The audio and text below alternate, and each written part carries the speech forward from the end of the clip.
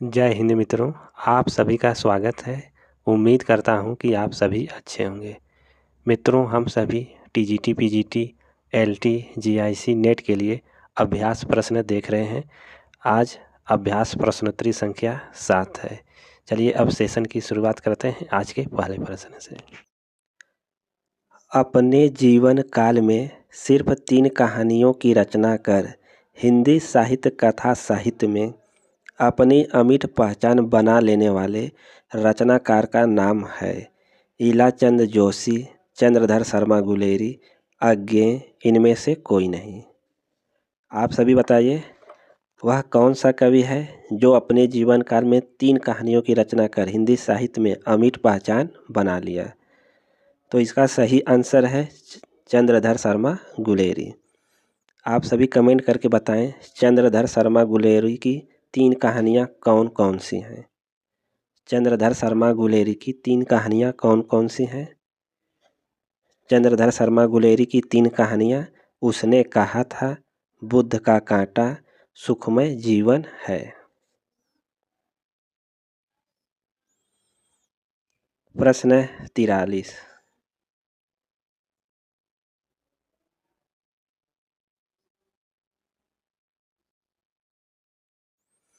किरातार्जुनीयम के प्रत्येक सर्ग का अंतिम पद है लक्ष्मी, विभु, शिव, श्री। आप सभी बताइए, किरातार्जुनीयम के प्रत्येक सर्ग का अंतिम पद क्या है? किरातार्जुनीयम के प्रत्येक सर्ग का अंतिम पद लक्ष्मी है। आप सभी बताइए, किरातार्जुनीयम नामक महाकाव्य किसका है? किरातार्जुनीयम नामक महाकाव्य किसका है और इसमें कितने सर्ग हैं? किरातार्जुनीयम नामक महाकाव्य के रचनाकार हैं भारवी। इसमें कुल 18 सर्ग हैं। प्रश्न 44। रचनाकार आपको सुमेलित करना है। चंदायन का रचनाकाल कितना है? चंदायन का रचनाकार है 1379। मृगावती का रचनाकार है 1503। मधुमालती का रचनाकार है 1545। पद्मावत का रचनाकार है 1540। सभी प्रश्न सुमेलित हैं, तो इसका सही आंसर है विकल्प बी। प्रश्न 45। निम्नलिखित कहानियों को उनके लेखकों के साथ सुमेलित कीजिए। 11 वर्ष का समय, यह आचार्य रामचंद्र शुक्ल का कहानी है। गुलबहार, किशोरीलाल गोस्वामी। एक टोकरी भर मिट्टी के रचनाकार हैं माधवराव सप्रे। प्लेग की चुड़ैल के रचनाकार हैं भगवान दास। तो प्रश्न 45 का सही आंसर है विकल्प ए।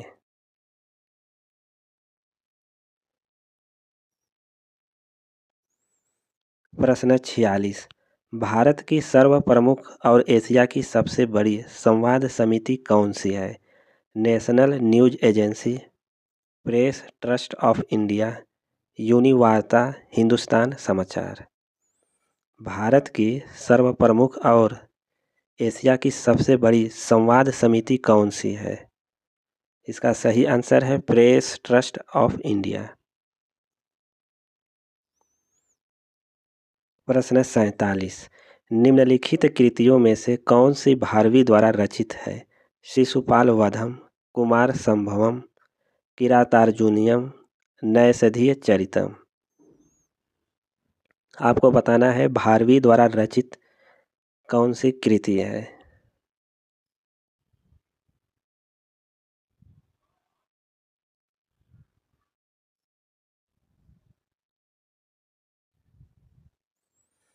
भारवी द्वारा रचित कृति है किरातार्जुनीयम। आप सभी बताइए, शिशुपाल वधम किसका रचना है? शिशुपाल वध महाकवि माघ की रचना है। कुमार संभवम के रचनाकार हैं कालिदास। नैषधीय चरित के रचनाकार हैं श्री हर्ष। प्रश्न 48, इनमें से कौन सी रचना अवधी भाषा की नहीं है?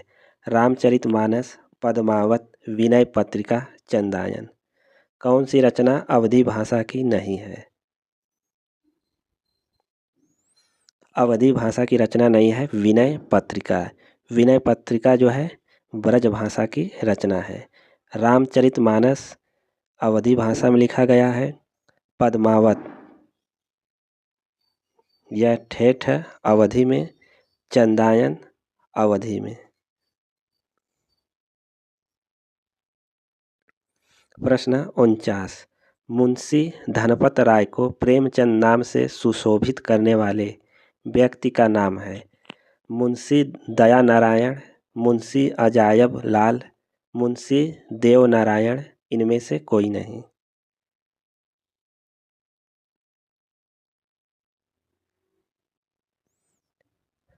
मुंशी धनपत राय को प्रेमचंद नाम से सुशोभित करने वाले व्यक्ति का नाम है मुंशी दया नारायण। प्रश्न 50, टीवी चैनलों पर कमर्शियल ब्रेक से तात्पर्य है? फ्रेश न्यूज, विज्ञापन, high news, soft news. TV चैनलों पर कमर्शियल ब्रेक से तात्पर्य क्या है? टीवी चैनलों पर कमर्शियल ब्रेक से तात्पर्य है विज्ञापन। प्रश्न 51, भगवान राम के जीवन से संबंधित नाटक है? मालती माधव, महावीर चरित्र, स्वप्न वासवदत्ता, उपरोक्त में से कोई नहीं। आपको बताना है भगवान राम के जीवन से संबंधित नाटक कौन सा है। भगवान राम के जीवन से संबंधित नाटक है महावीर चरित्र। आप सभी बताइए महावीर चरित्र के रचनाकार कौन है? महावीर चरित्र के रचनाकार हैं भवभूति। प्रश्न 52, गिरा अरथ जल बीच सम कहियत भिन्न भिन्न, बंदौ सीता राम पद जिनहि परम प्रिय खिन्न। उक्त काव्य पंक्तियाँ किस कवि की हैं? केशवदास, तुलसीदास, ईश्वरदास, नागरी दास। आप सभी बताइए कि यह काव्य पंक्ति किसका है?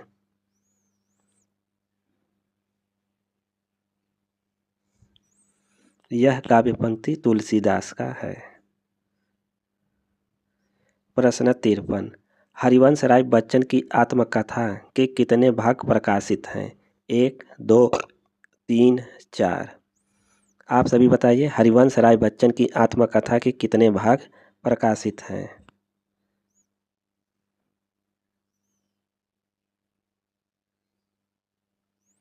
हरिवंश राय बच्चन की आत्मकथा 4 भागों में प्रकाशित है।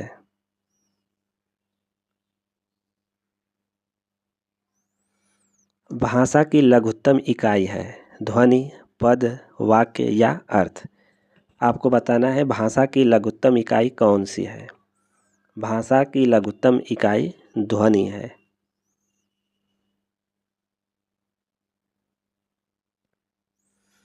प्रश्न 55, मुद्रा राक्षसम किसकी नाट्य कृति है?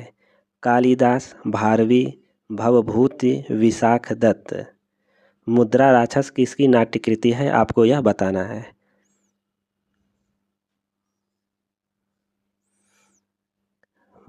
मुद्रा राक्षस किसकी नाट्य कृति है? यह नाट्य कृति विशाख दत्त का है। आप सभी बताइए मुद्रा राक्षस नाटक में कुल कितने अंक हैं? मुद्रा राक्षस में कितने अंक हैं? तो कुल 7 अंक हैं। प्रश्न 56, सुदामा चरित के लेखक हैं? सूरदास, नंददास, रत्नाकर, इनमें से कोई नहीं। सुदामा चरित के लेखक कौन है यह आपको बताना है। जितने भी मित्र चैनल से जुड़े हैं एक बार वीडियो को लाइक और वीडियो का लिंक अपने मित्रों को शेयर कर दें। जो नए मित्र अभी अभी जुड़े हैं सबसे पहले वीडियो को सब्सक्राइब कर लें आप सभी बताइए प्रश्न 56 का सही आंसर क्या होगा। इसका सही आंसर है नंददास। प्रश्न 57, एक बूंद सहसा उछली किसके द्वारा लिखित यात्रा वृतांत है। अज्ञेय जी, राहुल सकृत्यायन, यशपाल या रामवृक्ष बेनीपुरी द्वारा। एक बूंद सहसा उछली किसके द्वारा लिखित यात्रा वृतांत है। तो इसका सही आंसर है अज्ञेय जी द्वारा।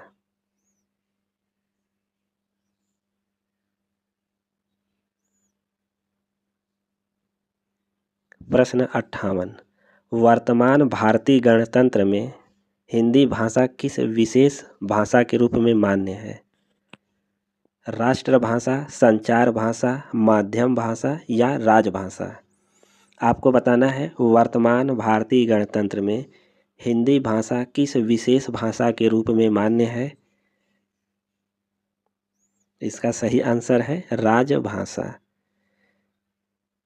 आप सभी बताइए राजभाषा का उल्लेख किस अनुच्छेद में किया गया है। हिंदी को राजभाषा का उल्लेख संविधान के किस अनुच्छेद में किया गया है। तो अनुच्छेद 343 में। प्रश्न 59, सूची 1 एवं सूची 2 को सुमेलित कीजिए और नीचे दिए गए कूटों में से सही विकल्प चुनिए। कालिदास, कालिदास की रचना कौन सी है। तो कालिदास की रचना है मालविकाग्नि मित्रम। भवभूति, भवभूति की रचना है मालती माधव। दंडी की रचना है दस कुमार चरितम। श्रीहर्ष की रचना है नैषधीय चरितम। तो इसका सही आंसर है विकल्प सी। रचना काल के आधार पर रचनाओं का सही क्रम है। 4 विकल्प दिया गया है, आप सभी बताइए रचना काल के आधार पर रचनाओं का सही क्रम कौन सा है।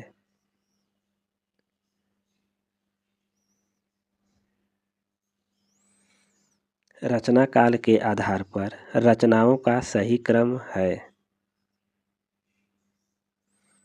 इसका सही क्रम है विकल्प बी, रसिक प्रिया, कवि कुल कल्पतरु, ललित ललाम, अलंकार माला।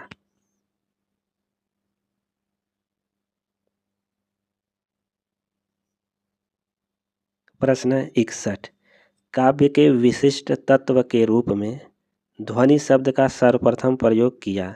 भामह ने, दंडी ने, आनंदवर्धन, कुंतक ने। बहुत महत्वपूर्ण प्रश्न है मित्रों। प्रश्न संख्या 61 परीक्षा के लिए महत्वपूर्ण है, आप सभी इसे नोट कर लें। काव्य के विशिष्ट तत्व के रूप में ध्वनि शब्द का सर्वप्रथम प्रयोग किया है। ध्वनि शब्द का सर्वप्रथम प्रयोग आनंदवर्धन ने किया है। आनंदवर्धन के ग्रंथ का नाम क्या है, आप सभी कमेंट करके बताएं।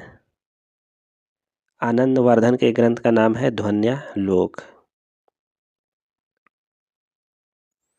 प्रश्न 62, तोता डाली पर बैठा है इस वाक्य में कौन सा कारक है।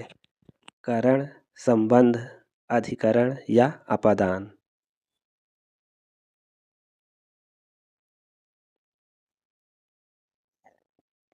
तोता डाली पर बैठा है इस वाक्य में कौन सा कारक है।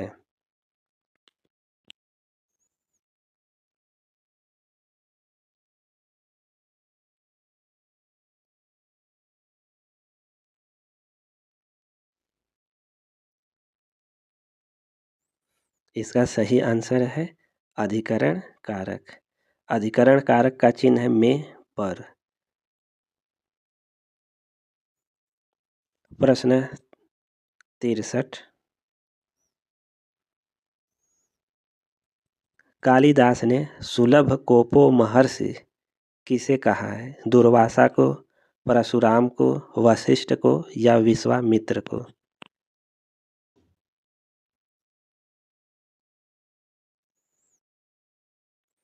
कवि ने सुलभ कोपो महर्षि किसे कहा है? तो राइट आंसर है दुर्वासा को। प्रश्न 64। मैथिली शरण गुप्त ने इतिहास के उपेक्षित नारी पात्र को निम्न पुस्तक में प्रतिष्ठित किया। भारत भारती, रंग में भंग, द्वापर, साकेत। मैथिली शरण गुप्त ने इतिहास के उपेक्षित नारी पात्र को किस पुस्तक में प्रतिष्ठित किया है? तो इसका सही आंसर है साकेत में।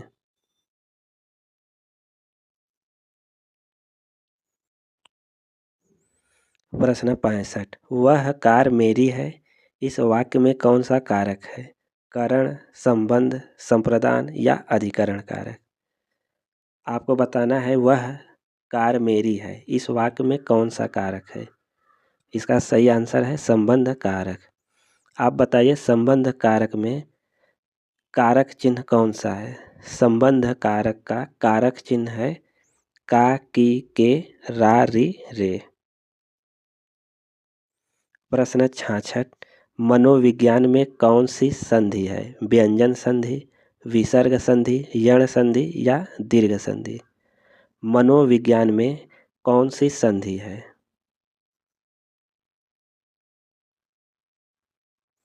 मनोविज्ञान में विसर्ग संधि है। मनोविज्ञान का संधि होगा मनः धन विज्ञान।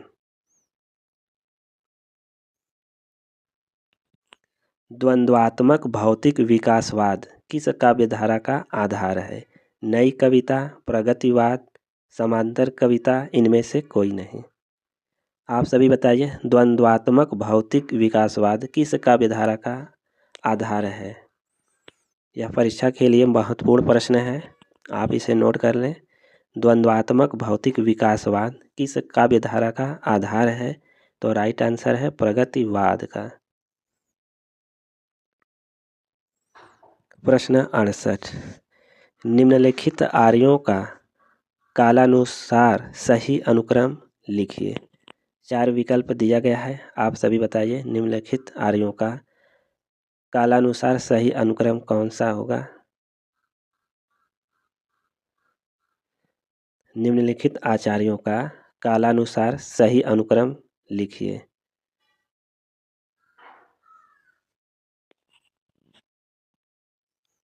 आचार्यों का सही अनुक्रम है विकल्प बी, भामह, कुंतक, रूप गोस्वामी, पंडित राज जगन्नाथ।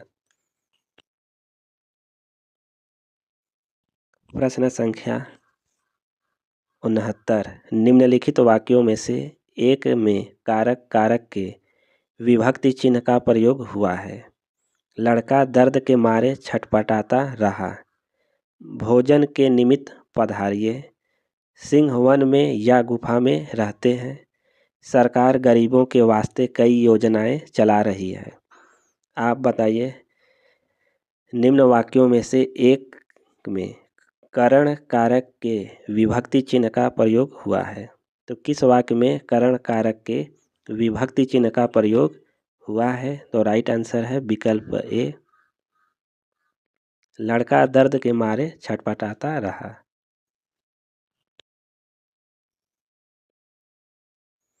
प्रश्न 70। तेजोमय का संधि विच्छेद है। तेज धन ओमय, तेजह धन अमय, तेजह धन मय, तेजो धन मय। तेजोमय का सही संधि विच्छेद क्या होगा? तेजोमय का सही संधि विच्छेद है तेजह धन मय। प्रश्न 71। घुसती है लाल लाल मसाल अजीब सी, अंतराल विवर में तम में लाल लाल कुहरा, कुहरे में सामने रखता लोक अस्नात पुरुष एक रहस्य साक्षात। उपर्युक्त काव्य पंक्तियाँ मुक्तिबोध की किस कविता से है? एक स्वप्न कथा, मुझे या आते हैं, अंधेरे में, मुझे कदम कदम पर।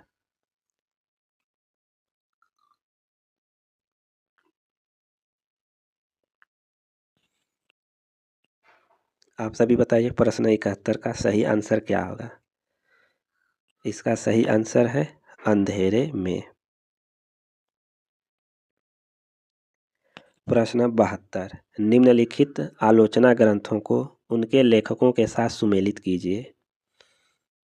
श्रृंगार प्रकाश।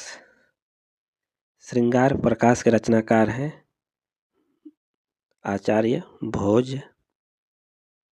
व्यक्ति विवेक के रचनाकार हैं महिम भट्ट। चित्र मीमांसा के रचनाकार हैं अप्पय दीक्षित। रस मंजरी यह भानुदत्त की रचना है। तो इसका सही आंसर है विकल्प ए। प्रश्न 73। निम्न में से कौन कथन सत्य नहीं है? संस्कृत में 3 वचन होते हैं, हिंदी में 2 वचन होते हैं, हिंदी में 2 लिंग होते हैं, संस्कृत में हिंदी की तरह 2 लिंग होते हैं। तो आपको बताना है कौन सा कथन सत्य नहीं है।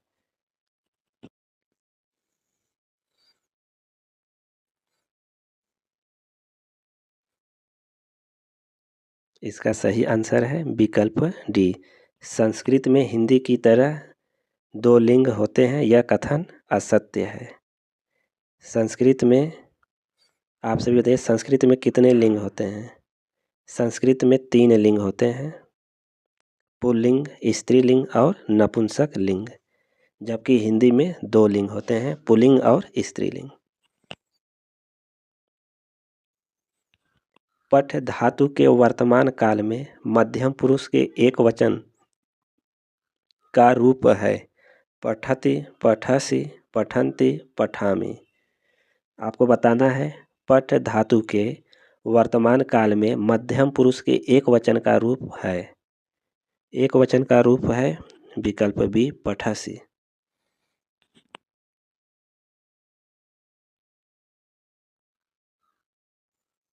प्रश्न 75। नई नई काव्य धाराओं के अनेकानेक कवियों को प्रकाशित करके भी उनकी सर्वाधिक आलोचना के पात्र बन जाने वाले कवि हैं नेमी चंद्र जैन, गिरिजा कुमार माथुर, धर्मवीर भारती, अज्ञेय। नई नई काव्य धाराओं के अनेकानेक कवियों को प्रकाशित करके भी उनकी सर्वाधिक आलोचना के पात्र बन जाने वाले कवि हैं। आप सभी बताइए प्रश्न 75 का सही आंसर क्या होगा?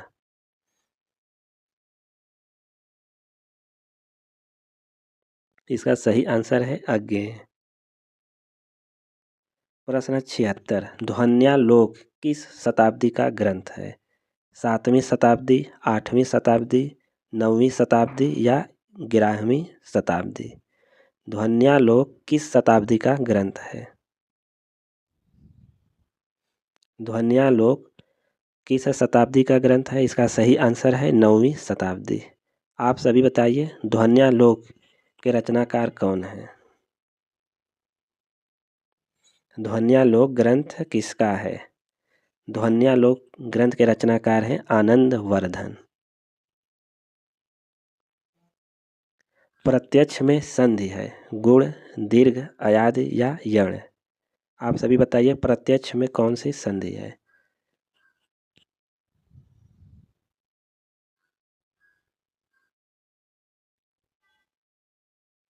प्रत्यक्ष में कौन सी संधि है? तो इसमें यण संधि है। प्रत्यक्ष का संधि विच्छेद होगा प्रतिधन अच्छ।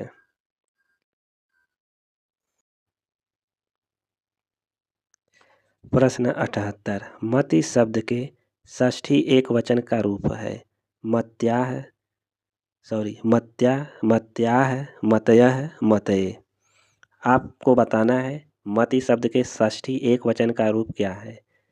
मति शब्द के षष्ठी एक वचन का रूप है मत्याह। संयोगिता स्वयंवर है नाटक, उपन्यास, कहानी, इनमें से कोई नहीं। आप सभी बताइए संयोगिता स्वयंवर है नाटक, उपन्यास, कहानी, इनमें से कोई नहीं। संयोगिता स्वयंवर नाटक है।